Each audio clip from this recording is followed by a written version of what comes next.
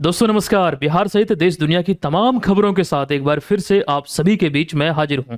आज के इस क्लास में आप देखेंगे 27 मई 2026 से संबंधित प्रश्नों को। अगर आप पहली बार इस सीरीज से जुड़े हैं, पहली बार इस क्लास को देख रहे हैं, तो ध्यान रखिए बिहार की प्रतियोगी परीक्षाओं पर यह केंद्रित है और तमाम जानकारी मैं आपको यहाँ पर बिहार राष्ट्रीय अंतर्राष्ट्रीय खबरों सहित तमाम जो जानकारी होंगी वो हमेशा की तरह विस्तृत तौर पर आपको देने वाला हूँ। नो डाउट ऐसा संग्रह आपको कहीं नहीं मिलेगा। पहले आप इसे देख लीजिए, आप स्वतः ये निर्धारित कर पाएंगे।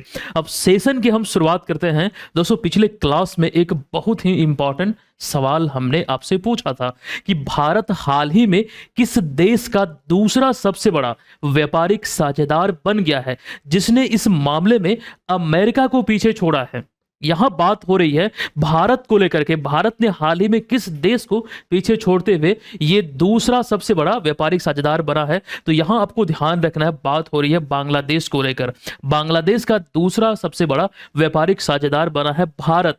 हालांकि पहले स्थान पर लंबे समय से वो चाइना है। इसको लेकर कंप्लीट इंफॉर्मेशन हमने आपको दिया था, कुछ डेटा वगैरह भी आपके बीच हमने रखा था, ये देखने का प्रयास कीजिए। साथ ही यहां पर अगर हम बात कर रहे हैं अमेरिका की, चाइना की, तो ऐसे कुछ दो तीन पॉइंट, जैसे इन दिनों एक पॉइंट ये भी खबरों में रहा, अब यहां पर देख सकते हैं हमने लिखा भी है कि भारत का जो सबसे बड़ा व्यापारिक भागीदार है पिछले 4 साल से अमेरिका था। और यहां से इस टॉपिक से, इस पॉइंट से ऑलरेडी बीपीएससी में सवाल पूछा जा चुका है। लेकिन दोस्तों नया आंकड़ा यह कहता है कि अब चाइना इस मामले में आगे आ चुका है ना। तो भारत का सबसे बड़ा व्यापारिक भागीदार चाइना है और चाइना का सबसे बड़ा व्यापारिक भागीदार कौन है, तो अमेरिका है। और ये चीजें हमने अच्छे से यहां पर आपके बीच वर्णन किया है और ये तमाम चीजें आपको हूबहू ऐसे ही पीडीएफ फॉर्म में मिलता है बीएम ऑनलाइन लर्निंग ऐप पर। प्ले स्टोर से ऐप को डाउनलोड कर लीजिए। अभी रिसेंटली अप्रैल महीने तक का 2026 में जनवरी फरवरी मार्च अप्रैल का ये जो मंथली ई बुक हमारी आती है ये हमने आपको दिया है। जो लोग ऑलरेडी लिए हुए हैं आप इसको डाउनलोड करके प्रिंट जरूर कर लीजिए। चलिए सेशन की शुरुआत करते हैं पहले प्रश्न से। तो पहला प्रश्न आपके बीच है, 25 मई 2026 को राष्ट्रपति भवन में आयोजित नागरिक अलंकरण समारोह में 66 हस्तियों को पद्म पुरस्कार प्रदान किया गया। बताएं कि इस वर्ष बिहार के कितने विभूतियों को पद्म पुरस्कार से सम्मानित करने की घोषणा हुई थी। इस प्रश्न में जरा गौर कीजिएगा, हम यहां पर 66 हस्तियों को सम्मानित करने को लेकर बात कर रहे हैं, लेकिन ओवरऑल 131 महान हस्ती को सम्मानित करने की घोषणा हुई थी। गणतंत्र दिवस की पूर्व संध्या यानी कि 25 जनवरी 2026 को ये 2 चरणों में पुरस्कारों का वितरण होगा। पहले चरण में 66 लोगों को सम्मान दिया गया है और इसी प्रश्न में हमने ये आपसे पूछा है कि इस वर्ष बिहार के कितने विभूतियों को पद्म पुरस्कार से सम्मानित करने की घोषणा हुई। इसमें राइट आंसर होगा 3 विभूतियों को, और तीनों के तीनों जो ये सम्मान है ये पद्मश्री, जो कि चौथा सर्वोच्च सम्मान है।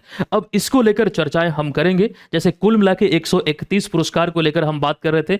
अभी 25 मई को राष्ट्रपति भवन नई दिल्ली में 66 हस्तियों को राष्ट्रपति द्रौपदी मुर्मू द्वारा यह पुरस्कार प्रदान किया गया है। और बिहार को लेकर जो हमने सवाल अराइज किया था, तो 3 व्यक्ति को यह सम्मान मिला है, जिसमें कि भरत सिंह भारती और स्वर्गीय विश्वबंधु और डॉक्टर गोपाल जी त्रिवेदी। अब इन सभी के बारे में ऐसे तो चर्चाएं हम अच्छे से आपके बीच कर चुके हैं। यहां पर डिटेल में हमने वो चीजें जो लिखा है इसको आप अगले वाले स्लाइड में देखने का प्रयास कीजिए। जैसे स्वर्गीय विश्वबंधु की अगर हम बात करें, एक्चुअली यहां आप समझ चुके हैं कि मरणोपरांत इन्हें पुरस्कार मिला है लोक नृत्य को लेकर, खास करके कला कैटेगरी में। और वहीं अगर बात करें भरत सिंह भारती की कला कैटेगरी में, और वहीं गोपाल जी त्रिवेदी जी की बात करें तो विज्ञान और अभियंत्रण में जो मुजफ्फरपुर के रहने वाले हैं। अब डिटेल में आप देखना चाहें तो यहां पर वो चीजें हमने आपके बीच रखा है। ऐसे ये चीजें हम ऑलरेडी आपको पढ़ा चुके थे, इंपॉर्टेंट टॉपिक है, सवाल यहां से बन सकते हैं। और 131 पद्म पुरस्कारों में से जो 3 पुरस्कार हैं, जैसे कि पद्मश्री और फिर पद्म भूषण और पद्म विभूषण, यहां जरा देखने का प्रयास कीजिए कि 5 विभूतियों को पद्म विभूषण पुरस्कार देने को लेकर घोषणा हुई थी। और 5 का नाम यहां पर है धर्मेंद्र सिंह देओल, और फिर उसके बाद केटी थॉमस, फिर उसके बाद सुश्री एन राजम, फिर पी नारायणन और वी एस अच्युतानंद। मतलब ये 5 नाम जो है आपको पद्म विभूषण पुरस्कार में देखने को मिलेगा। फिर 13 नाम पद्म भूषण में, और पद्म भूषण पुरस्कार में जो चर्चित नाम आपको देखने को मिलेंगे, अलका याग्निक, भगत सिंह कोश्यारी, इसके अतिरिक्त शिबू सोरेन आदि इसमें आपको नाम नाम देखने को मिलेंगे, है ना, ये चीज ध्यान रखिए। वहीं पद्मश्री पुरस्कार में आपको रोहित शर्मा का नाम दिखेगा और फिर हरमनप्रीत कौर का नाम आपको दिखेगा, और बिहार से तो 3 नाम इसमें है ही। ये चीजें इंपॉर्टेंट है, किसी भी रूप में कोई भी पॉइंट से सवाल एराइज करके आपसे पूछा जा सकता है, पहले भी पूछा जा चुका है पेपर में सी क्लास से संबंधित, आपको याद होने चाहिए। आई थिंक 2 से 3 साल हो रहा है, ये सवाल ऑलरेडी एग्जाम में पूछा जा चुका है। सुभद्रा देवी को लेकर ये सवाल बना था, एग्जाम में पूछा गया था। अब यहां पर जरा ये गौर कर लीजिए 2025 वाला, 2025 में 139 महान हस्तियों को पुरस्कार देने को लेकर घोषणा हुई। बिहार को कुल मिलाकर यहां पर देखने को मिलता है कि 7 पुरस्कार मिला है। तो एक है पद्म विभूषण में जो कि शारदा सिन्हा को मिला, और फिर पद्म भूषण सुशील कुमार को, और 5 पुरस्कार पद्मश्री में आपको देखने को मिलता है। तो 5, एक 6 और एक 7, 2025 में 7 पुरस्कार मिला था नागरिक पुरस्कार में। इतनी जानकारी सफिशिएंट है, ध्यान रखिएगा। अगर यहां से सवाल बना तो 1 अंक आपके हाथ में होगा। चलिए फिलहाल हम चलते हैं अगले सवाल पर, जो इन दिनों और भी ज्यादा ये खबरों में है। देखिए, हाल ही में सीबीएसई ने शैक्षणिक सत्र 2026-27 से मैथिली भाषा को माध्यमिक स्तर के पाठ्यक्रम में शामिल करने का निर्णय लिया है। अब सवाल हमने इसमें यह पूछा है, ये तो इस वजह से खबरों में है कि इसमें मातृभाषा के रूप में इस विषय को शामिल किया जाएगा। अब हमने आपसे यह पूछा है कि मैथिली भाषा को भारतीय संविधान की 8वीं अनुसूची में कब शामिल किया गया था, और इस तरह का ट्रेंड है, इस तरह के प्रश्न एग्जाम में बनते हैं। अब जरा गौर कीजिए, यहां इसका राइट आंसर होगा वर्ष 2003 में जो प्रभावी हुआ 2004 से, विकल्प नंबर सी यहां पर इस प्रश्न का राइट आंसर होगा। हालांकि 2003 में जो संविधान संशोधन हुआ था, 92वां संविधान संशोधन, इसमें मैथिली के अतिरिक्त बोडो, डोंगरी और संथाली भाषा को भी ये संवैधानिक दर्जा मिला था, यानी कि इसमें 8वीं अनुसूची में इसको शामिल किया गया था। अब 8वीं अनुसूची के बारे में आप लोग जानते हैं कि इस समय 22 भाषा को मान्यता मिला हुआ है ना, ये चीज ध्यान रखिएगा। और मैथिली को लेकर आप जानते हैं कि बिहार में मिथिला क्षेत्र में बोली जाती है। अब इसी को लेकर यह घोषणा अभी हुआ है कि सीबीएसई अपने पाठ्यक्रम में या फिर पाठ्य पुस्तक में इस भाषा को मातृभाषा के रूप में, मतलब कि यहां पर इसको शामिल करने को लेकर बात कही गई है, मतलब घोषणा हो चुकी है एक्चुअली में। यह चीज यहां पर इस वजह से खबरों का विषय है। 8वीं अनुसूची में अगर आप देखेंगे तो कुल मिला के 22 भाषाएं हैं, लेकिन प्रारंभ में 14 भाषा थी। कई बार जो संविधान संशोधन हुए हैं, ये संख्या बढ़कर अब 14 से 22 हो चुकी है। तो ये चीजें यहां पर आपको ध्यान रखना पड़ेगा, इंपॉर्टेंट है। अब अगले सवाल पर आइए। हाल ही में वर्ष 2026 का प्रतिष्ठित गोडार्ड एस्ट्रोनॉटिक्स पुरस्कार जो अभी हाल ही में सम्मान मिला है, ये इसी संदर्भ में प्रश्न है कि किस भारतीय अंतरिक्ष मिशन को दिया गया है, और इस प्रश्न को इंपॉर्टेंट प्रश्नों में रखिएगा। गोडार्ड एस्ट्रोनॉटिक्स पुरस्कार से अभी हाल ही में चंद्रयान 3 मिशन, जो इसरो का चंद्रयान 3 मिशन है, इसको सम्मानित किया गया है। अब चंद्रयान 3 मिशन को लेकर तो कई जानकारी हम आपको दे चुके हैं। 14 जुलाई 2023 को लॉन्च हुआ था, 23 अगस्त 2023 को यह सफल लैंडिंग किया था दक्षिणी ध्रुव पर, और पहला देश बना था साउथ पोल पर पहुंचने वाला, और ऐसे चौथा देश ओवरऑल था चंद्रमा पर लैंड करने वाला। ये चीजें हम चर्चा कर चुके हैं। इसी संदर्भ में, इसी उपलब्धि को लेकर अभी हाल ही में यह सम्मान इसरो को मिला है, और इसरो की तरफ से जो अमेरिका में भारत के राजदूत विनय मोहन क्वात्रा है, वॉशिंगटन डीसी में जो American institute of aeronautics and astronautics है, जो समारोह या फिर सम्मेलन हुआ, वहां पर इसरो की ओर से सम्मान प्राप्त किया। इंपॉर्टेंट है, बस यहाँ इतनी जानकारी आपको ध्यान रखना है। ये एक प्रतिष्ठित पुरस्कार है, और ऐसे में इसरो की इस खास करके मिशन की महत्वता को और ये बढ़ाता है। अब देखिएगा, क्योंकि बात यहाँ पर चंद्रयान मिशन की हो रही है, तो अभी जो चीजें मैंने आपको बोला, चंद्रयान मिशन कब लॉन्च हुआ था, कब सफल लैंडिंग किया था, वो चीजें यहाँ पर शॉर्ट में लिखी गई, लेकिन जरा इसे देखने का प्रयास कीजिए।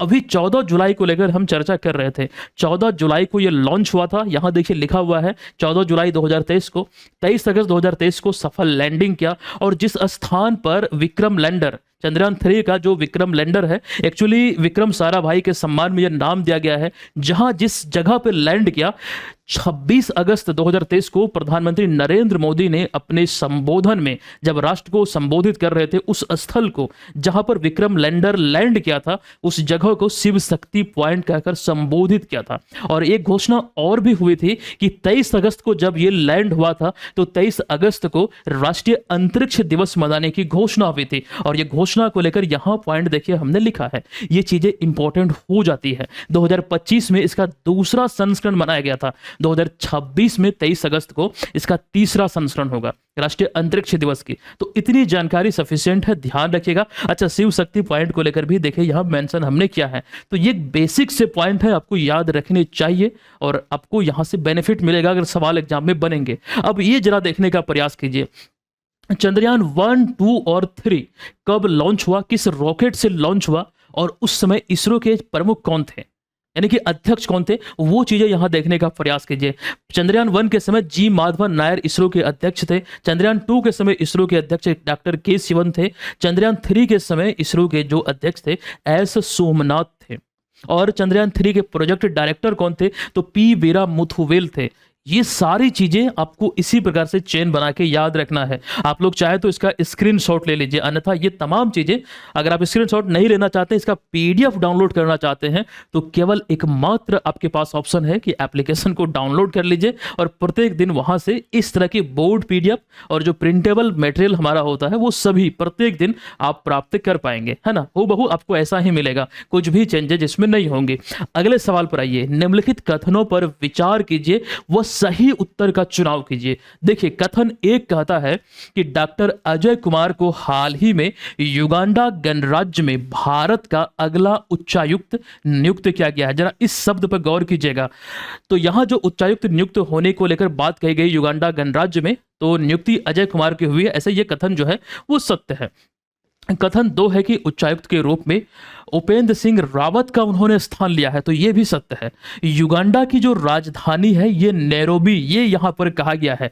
वास्तव में यह कथन असत्य है, यह गलत कथन है। युगांडा की राजधानी कंपाला है, केनिया की राजधानी नैरोबी है, तो ये जो है ये गलत है। अगला कथन कहता है कि उच्चायुक्त की जो नियुक्ति है ये राष्ट्रमंडल देशों के बीच की जाती है, जबकि गैर राष्ट्रमंडल देशों के बीच राजदूत नियुक्त होते हैं। जो राजनयिक की नियुक्ति होती है यहाँ बेसिकली थोड़े मिलते जुलते में, थोड़े क्या मतलब ये मिलते जुलते ही है, बस जो यहाँ पर एक प्रकार से आपको देखने को मिलता है राष्ट्रमंडल देशों में ऐसे में उच्चायुक्त शब्द का प्रयोग होता है और वहीं गैर राष्ट्रमंडल देशों में राजदूत शब्द का प्रयोग होता है। फिलहाल यहाँ ये जान लेते हैं, ये भी कथन सत्य है। कथन 1, 2 और 4 कौन सा विकल्प यहाँ सही है? विकल्प नंबर सी।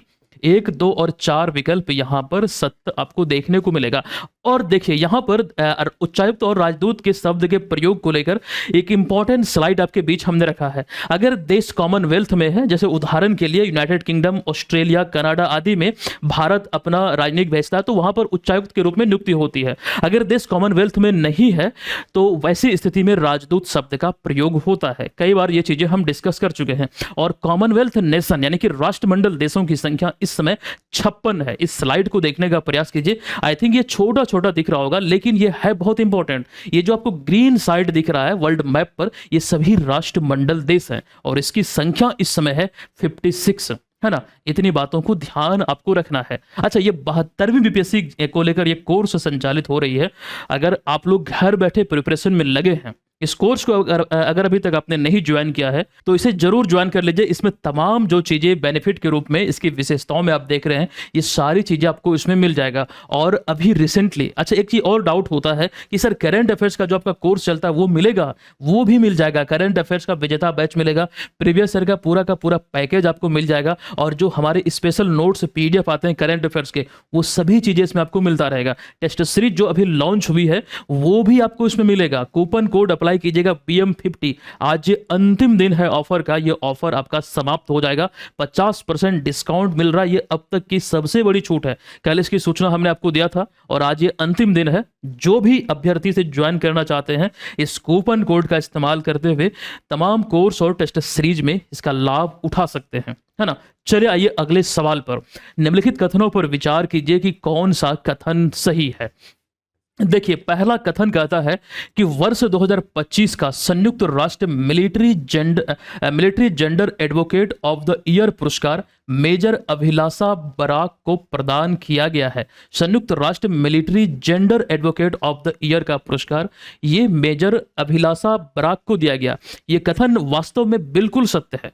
कथन 2 पे आइए। मेजर अभिलाषा बराक वर्तमान में लेबनान में संयुक्त राष्ट्र अंतरिम बल के तहत भारतीय बटालियन में महिला सहभागिता दल की कमांडर के रूप में तैनात है, मतलब जो उनकी तैनाती है संयुक्त राष्ट्र मिशन के तहत लेबनान में है, वो चीज़ें यहाँ पर लिखी गई है, ये भी कथन सही है।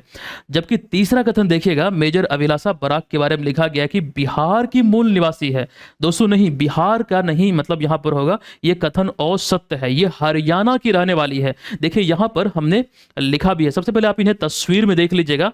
देखिए रोहतक हरियाणा की रहने वाली है अभिलाषा बराक, जो अभी आपको इनके बारे में जानकारी हम दे रहे थे कि इन्हें अभी हाल ही में United nation military gender advocate of the year award से सम्मानित किया गया है। लेबनान में कार्यरत है। बेसिकली ये सम्मान जो उन्हें मिला है तो महिलाओं और किशोरियों के सशक्तिकरण हेतु सामुदायिक सहभागिता तथा शांति सैनिकों को लैंगिक संवेदनशीलता का प्रशिक्षण देने में जो उनका उत्कृष्ट कार्य है उसे सम्मान देते हुए ये मतलब पुरस्कार से सम्मानित उन्हें किया गया, मतलब उनके कार्यों को एक प्रकार से मान्यता दिया गया है ना। ये चीज ध्यान रखिएगा। एक और जानकारी हम आपको देना चाहेंगे, यहां पर जो मेजर अभिलाषा बराक के बारे में हम आपको जानकारी दे रहे हैं, इसमें ये लाइन ऐड कर लीजिए कि भारतीय सेना की ये पहली महिला कॉम्बैट हेलीकॉप्टर पायलट बनी थी। ये गौरव इन्हें 2022 में प्राप्त हुआ था, है ना। ये चीजें इंपॉर्टेंट हो जाती है। जिस प्रकार से भारत की पहली महिला फाइटर जेट पायलट कौन है, जिस प्रकार से भारत की पहली मेट्रो या फिर पहली रेल चलाने वाली महिला कौन है, इस तरह के प्रश्न बनते हैं। कई सारे ऐसे सवाल हैं, तो इन सारे सवाल पर आपको ध्यान रखना पड़ेगा, है ना। अच्छा, इसी तरह की एक मिलती जुलती जानकारी और हमने आपको दिया था। आइए उस स्लाइड को देखिए, ज्यादा दिन नहीं हुआ है। यहां बात हम करेंगे स्वाति शांता कुमार की, जिन्हें आप यहां तस्वीर में देख रहे हैं। कर्नाटक बेंगलुरु की रहने वाली हैं, दक्षिण सूडान में संयुक्त राष्ट्र मिशन के तहत अभी इस समय कार्यरत हैं। और इन्हें सम्मान कौन सा मिला है, तो यूनाइटेड नेशन यानी कि यूएन सेक्रेटरी जनरल का अवार्ड से इन्हें सम्मानित किया गया। और ये सवाल भी बहुत इंपॉर्टेंट है, संयुक्त राष्ट्र से जुड़ा हुआ ये अवार्ड है और ये कहां पर कार्यरत है, तो दक्षिणी सूडान में। नाम क्या है, तो स्वाति शांता कुमार। कहां की रहने वाली है, तो कर्नाटक बेंगलुरु की। तो ये चीजें ध्यान रखिए, पढ़ाया हुआ है, ज्यादा समय यहां नहीं लेंगे, हम सीधे चलते हैं अगले सवाल पर। अगला सवाल भी कथन वाला ही है, ध्यान दीजिएगा। कह रहा है कि निम्नलिखित कथनों पर विचार कीजिए और निर्धारित कीजिए कि उपरोक्त में से कौन सा कथन यहां पर सही है। कथन एक कहता है कि हाल ही में लोकसभा अध्यक्ष ओम बिरला ने वर्ष 2026-27 महिला सशक्तिकरण पर नई संसदीय समिति का गठन किया है। वर्ष 2026-27 के लिए यहां पर हाल ही में लोकसभा अध्यक्ष ओम बिरला ने वर्ष 2026-27 के लिए यहां पर एक शब्द छूट गया, इसे ऐड कर लीजिएगा। महिला सशक्तिकरण पर नई संसदीय समिति का गठन हुआ है, ये सत्य है। और इसी समिति को लेकर के 2 पॉइंट और यहां लिखा गया है कि समिति में कुल 40 सदस्य हैं। नहीं, यहीं पर यह असत्य हो जाएगा, आगे तो पढ़ने की बिल्कुल जरूरत नहीं है, क्योंकि 40 नहीं बल्कि 30 सदस्य हैं। तो यह कथन असत्य है। इस समिति की अध्यक्षता अगर हम देखें तो डॉक्टर दग्गुबाती पुरंदेश्वरी को सौंपी गई है। डॉक्टर दग्गुबाती पुरंदेश्वरी को यह सौंपी गई इस समिति की अध्यक्षता, मतलब ये अध्यक्ष इनके बनाए गए हैं। जो नई संसदीय समिति का गठन हुआ है महिला सशक्तिकरण हेतु वर्ष 2026-27 के लिए। तो यहां ध्यान दीजिए, कथन 1 और 3 केवल सत्य है। कौन से विकल्प में है, ये विकल्प नंबर सी में आपको देखने को मिलेगा। यही इस प्रश्न का राइट आंसर है। दोस्तों वही सारी जानकारी यहां पर आपके बीच हमने रखा। जो कथन बीच वाला, जो कथन 2 औसत्य था कि इसमें 40 सदस्य हैं, नहीं 40 नहीं बल्कि 30 सदस्य हैं, जिनमें 30 में से 20 सदस्य जो आपको देखने को मिलेगा ये लोकसभा से, जो भारतीय संसद का निचला सदन है, और रिमेनिंग 10 सदस्य राज्यसभा से, जो भारतीय संसद का उच्च सदन है। अब भारतीय संसद के दोनों सदनों को लेकर हम बात करें तो जो लोकसभा और राज्यसभा है, यहां देखिए हमने अच्छे से लिखा, लोकसभा निम्न सदन है और राज्यसभा उच्च सदन है, जो कभी भी भंग नहीं किया जा सकता है। अब इसके कार्यकाल को लेकर जो सामान्यतः 5 वर्ष का होता है, बात हम यहाँ पर लोकसभा की कर रहे हैं, और राज्यसभा का कार्यकाल 6 वर्ष का होता है। कंफ्यूजन कई बार होता है, लोकसभा का कार्यकाल 5 वर्ष जबकि राज्यसभा का कार्यकाल 6 वर्ष। और इसमें भी एक बात ये आपको ध्यान रखना है कि राज्यसभा एक अस्थायी सदन है और 1/3 सदस्य जो है प्रत्येक 2 वर्ष पर सेवानिवृत्त होते हैं। और ऐसे में जो ये कंटिन्यूटी है ये लगातार चलती रहती है, मतलब एक ही साथ सभी सेवानिवृत्त नहीं होते हैं, 1/3 ही होते हैं, है ना। उसके स्थान पर फिर नियुक्ति होती है, तो वो कभी ब्रेक नहीं होता है और वो कभी भंग नहीं होता है। ये चीजें इंपॉर्टेंट हो जाती है, आपको ध्यान यहां पर रखना है। अच्छा, राज्यसभा के पदेन जो सभापति हैं वो उपराष्ट्रपति होते हैं, ये तो आप लोग जानते हैं। राज्यसभा के पदेन सभापति उपराष्ट्रपति, और इस समय कौन है, तो डॉक्टर CP राधाकृष्णन है। जो इसमें भारत के उपराष्ट्रपति हैं। चलिए अगले सवाल पर आइए। देखिए ये भी कथन वाला ही सवाल है कि निम्नलिखित कथनों पर विचार कीजिए कि कौन सा कथन यहां पर सही है। कथन एक कहता है कि हाल ही में वेनेजुएला भारत का तीसरा सबसे बड़ा कच्चा तेल सप्लायर बना है। अभी ये जो पॉइंट हमने आपके बीच रखा है ये वास्तव में सत्य है, अभी चर्चा हम करेंगे इसको लेकर। वहीं दूसरे कथन पे आइए कि भारत को कच्चे तेल की आपूर्ति करने वाले शीर्ष 2 देशों में रशिया और संयुक्त अरब अमीरात यानी कि यूएई शामिल है। वर्तमान समय के आधार पर जो रिपोर्ट अभी सामने आई है जो कहती है उस आधार पर रशिया और संयुक्त अरब अमीरात इसमें पहले 2 स्थान पर है। वेनेजुएला तीसरा सबसे बड़ा कच्चा तेल सप्लायर बना है भारत का, तो ये भी सत्य है। अगला कि भारतीय कंपनियों ने मिडिल ईस्ट संकट के कारण वेनेजुएला से तेल खरीद बढ़ाई है, तो यह भी सत्य है। अब देखिए इस प्रश्न में आप लोग जानते हैं कि ऊर्जा संकट जो स्टेट ऑफ हॉर्मुज पर जो लगभग आप बोल सकते हैं कि 20% जो सप्लाई है, सप्लाई चेन वहां उस खास करके स्टेट ऑफ हॉर्मुज पर निर्भर करता है। महज 33 किलोमीटर ये चौड़ा है और वहां पर ईरान ने जिस प्रकार से प्रतिबंध लगा कर रखा है तो लगातार भारत में भी जो ईंधन की कीमत है उसमें उछाल देखने को मिला है। तो परिणाम स्वरूप ईंधन में अगर इजाफा होगा तो सारी चीजें महंगी होगी। तो इसी को लेकर अभी हाल ही में ये जानकारी निकल कर आई है कि वेनेजुएला से तेल की खरीद बढ़ाई गई है। तो फिलहाल यहां पर राइट आंसर है विकल्प नंबर डी, सभी कथन सत्य है। आई होप आप इसे समझ रहे हैं, बहुत इंपॉर्टेंट ये सवाल है। अब यहां पर देखने का प्रयास कीजिए। फसलों के लिए विकसित दुनिया के पहले एआई आधारित gene editor plant open CRISPR 1 अर्थात इसे शॉर्ट में POC1 कहा गया है, तो हाल ही में किस देश के वैज्ञानिकों ने इसे विकसित किया है?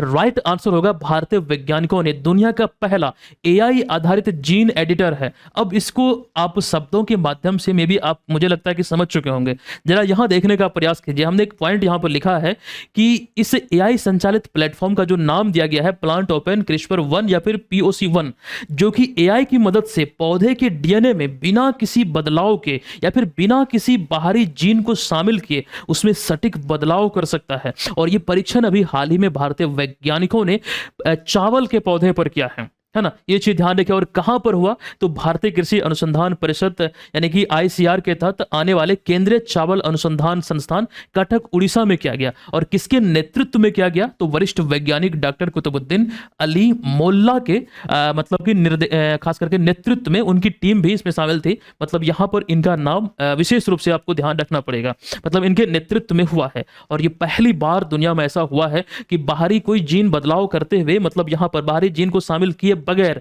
मतलब उसमें सटीक बदलाव पौधे में कर सकता है ना। तो ये चीजें AI की दुनिया में अब संभव हो पाई है और इंपॉर्टेंट है, ध्यान रखिएगा। ज्यादा इसमें डीप में मुझे नहीं लगता है कि जाने की जरूरत है। हाँ, लेकिन इसको लेकर मेंस वाले कोर्स में जो एप्लीकेशन पे संचालित होता है वहां पर हम जानकारी आपको देंगे। अभी जो बिहार में सैटेलाइट टाउनशिप विकसित करने को लेकर बात हुई है उस पर आधारित भी वीडियो ऑलरेडी हमने उस कोर्स में आपको प्रोवाइड कर दिया है। जो लोग लिए हुए हैं वहां से जाके देख सकते हैं, PDF भी डाउनलोड कर सकते हैं। अगला एक प्रश्न है कि पारंपरिक लेबर चौक व्यवस्था पर श्रमिकों की निर्भरता कम करने तथा उन्हें घर बैठे डिजिटल माध्यम से रोजगार उपलब्ध कराने के उद्देश्य से हरियाणा सरकार द्वारा हाल ही में कौन सा मोबाइल ऐप लॉन्च किया गया है?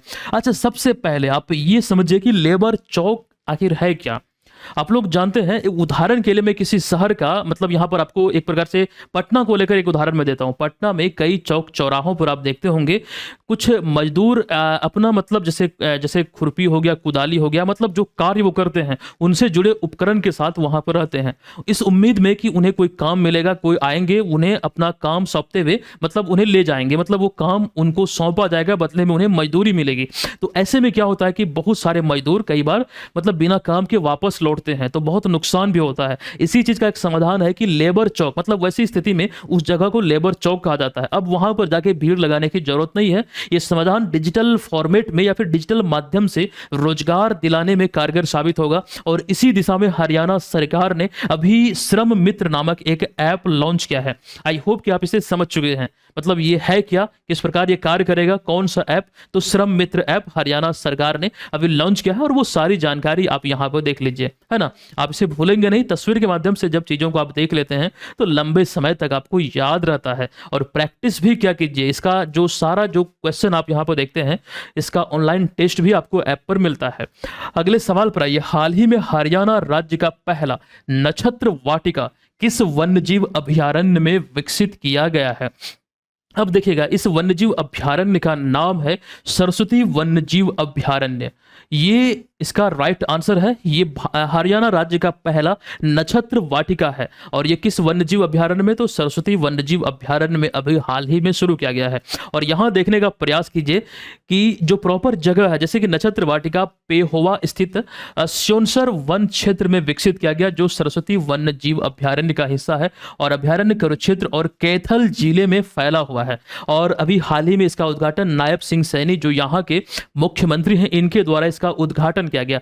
अब यहां एक जानकारी और आपको ध्यान रखना है कि इस उद्यान में भारतीय ज्योतिष कला जो है, इससे संबंधित 27 नक्षत्रों से जुड़े पौधे एवं वृक्ष लगाए गए हैं। बेसिकली इसमें आपको यह ध्यान रखना है, जिनके धार्मिक, वैज्ञानिक और आध्यात्मिक महत्व की जानकारी भी यहां पर उपलब्ध कराई गई है।